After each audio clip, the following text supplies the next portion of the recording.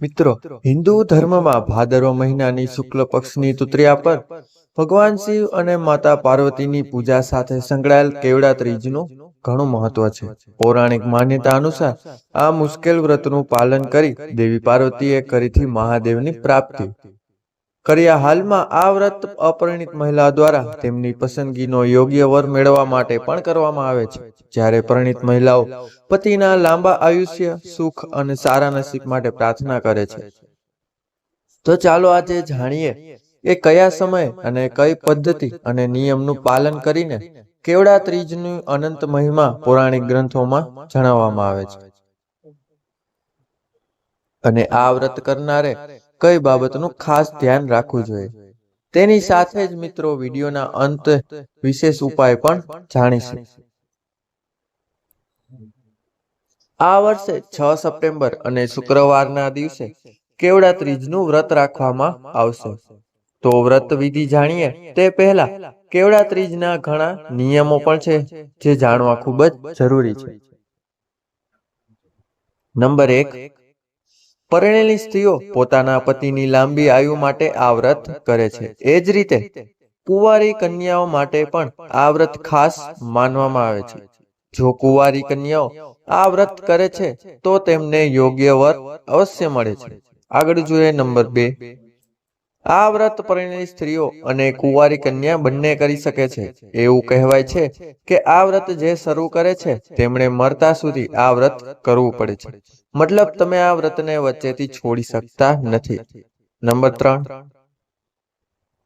આ વ્રતમાં મહિલાઓ નવા કપડાં પહેરીને શણગાર કરે છે, સોણ શણગાર કરે છે અને અનેક મહિલાઓ એકત્રિત થઈને પૂજાપાઠ અને ભજન કરે છે. કેવડા ત્રીજના દિવસે રાત્રે 12 વાગ્યા સુધી જાગરણ કરવામાં આવે છે. રાત્રે ભજન અને કીર્તન પણ કરવામાં આવે છે. આ વ્રતમાં માતા પાર્વતી અને ભોલેનાથ શંકરની વિધિ વિધાનથી પૂજા કરવામાં આવે છે. આગળ જોઈએ નંબર 4. આ વ્રતમાં શંકર અને પાર્વતીની શાસ્ત્રમાં બતાવેલ વિધિ મુજબ વિશેષ રૂપે પાર્થિવ પૂજા કરવામાં આવે છે. આવો હવે જાણીએ આ વ્રતની પૂજા વિધિ શું છે અને તે કઈ રીતે કરવામાં આવે છે. ભાદરવા માસની અજવાળી ત્રીજે સૂર્યોદય પહેલા સ્નાન આદિ વગેરેથી પરિવારને ઘરની સ્વચ્છ કરીને શણગારવું જોઈએ. ત્યારબાદ પૂજા કરવાના સ્થાન પર રંગોળી કરવી. એક બાજોટ લેવો, તેને રંગોળી વચ્ચે ગોઠવી દેવો. આ બજોટ પર રેતીથી શંકર પાર્વતી અને ગણેશ ભગવાનને બનાવવા. હવે પૂજામાં 2 થાળી લેવી, જેમાં એક થાળીમાં પૂજાનો સામાન જેમ કે કંકુ, હળદર, અબીલ ગુલાલ, પાન, સોપારી, લવિંગ, બદામ, કપૂર અને ઘીનો દીવો તેમજ ફૂલ વગેરે અન્યદા મૂકી દેવું. તેમજ બીજી થાળીમાં જંગલી પાન, જેમાં ખાસ કરીને કેવડો, બીલીપત્ર, આકડો, ધતુરો તેમજ મકાઈ, કાકડી, ગલકુ, તુરિયા, ભીંડા આ 5 શાકભાજીને 2 જોડીમાં સૂતરના દોરા વડે બાંધી દેવા. ગણેશજી માટે દુર્વા અવશ્ય લેજો. આ ઉપરાંત વસ્ત્ર અર્પણ કરવા. બ્લાઉઝ પીસ કે ચુંદડી કે કપડાનો ટુકડો અવશ્ય મૂકવો. સૌપ્રથમ શ્રી ગણેશની પૂજાની શરૂઆત કરવી, પછી શિવ પૂજા કરવી અને ત્યારબાદ પાર્વતીજીની પૂજા કરો. ભગવાનને સ્નાન કરાવીને વસ્ત્ર જરૂર અર્પણ કરવા. વસ્ત્ર તરીકે ગણેશજીને જનોઈ, શિવજીને જંગલી પાન અને કેવડો અર્પણ કરો અને માતા પાર્વતીને ચુંદડી ચઢાવવી. પછી સમગ્ર સામગ્રી અર્પણ કરવી. વિધિપૂર્વક પૂજા કર્યા પછી શંકરજીની આરતી પણ અવશ્ય કરવી અને અંતમાં કેવડા ત્રીજની કથા ચોક્કસ સાંભળવી અને ઈશ્વરને પતિની લાંબી આયુ માટે પ્રાર્થના કરવી. કુંવારી કન્યાઓ સુયોગ્ય વર માટે પ્રાર્થના કરવી.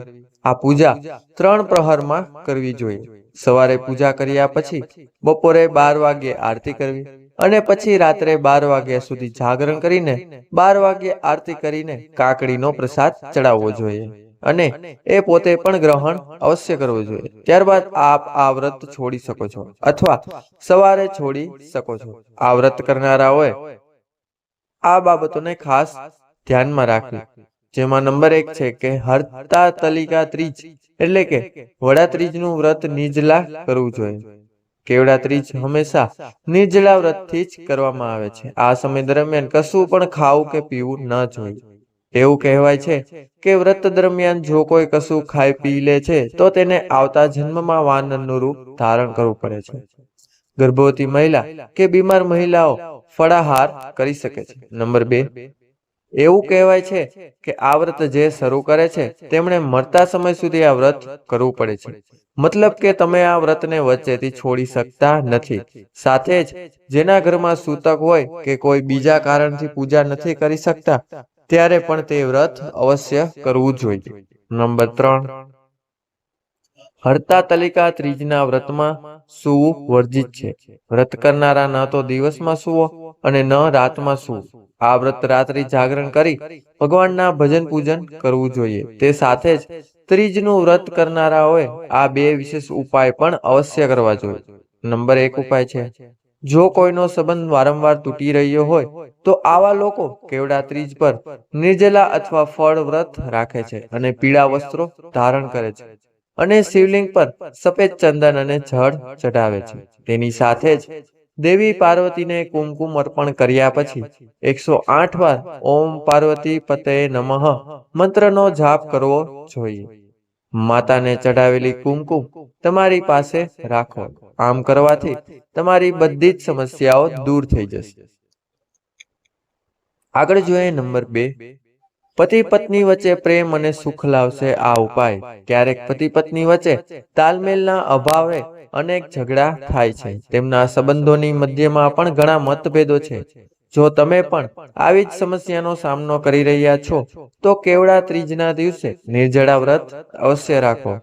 સંપૂર્ણ શૃંગાર સાથે મંદિરમાં જાઓ અને ભગવાન શિવના દર્શન કરો. આ દરમિયાન એક વાતનું ખાસ ધ્યાન રાખવું જોઈએ કે મંદિરમાં 4 મુખી દીવો પ્રગટાવવાનું બિલકુલ પણ ભૂલશો નહીં અને મંદિરમાં સિંદૂર અને લાલ બંગડીઓ અવશ્ય ચડાવો. આ સાથે 108 વાર તમે ઓમ નમઃ શિવાય મંત્રનો જાપ કરો. તમારા સંબંધોની વચ્ચે ખુશીઓ ફરીથી લોટી આવશે અને સંબંધ પણ ધીમે ધીમે ગાઢ થવા લાગશે. તો મિત્રો, આ માહિતી હતી જે તમારે કેવડા ત્રીજનું મહત્વ અને તેના ઉપાયો વિશે જાણવી જરૂરી છે. તો મિત્રો, આ વિડીયો જો તમને પસંદ આવ્યો હોય તો વિડીયોને લાઈક કરજો, અમારી ચેનલ સ્વાસ્થ્ય જાણકારીને સબસ્ક્રાઇબ કરજો અને બાજુમાં આપેલ બેલ આઇકન બટન અવશ્ય દબાવો જેથી અમારા નવા વિડીયોનું નોટિફિકેશન તમને સૌથી પહેલા મળી રહે. મિત્રો, હવે મળીશું આપણે નવા વિડીયો સાથે, નવી જાણકારી સાથે, નવી માહિતી સાથે. ત્યાં સુધી બધાને જય શ્રી કૃષ્ણ, હર હર મહાદેવ, રાધે રાધે, ધન્યવાદ, આભાર. વિડીયોને અંત સુધી જોવા બદલ બધાનો ધન્યવાદ.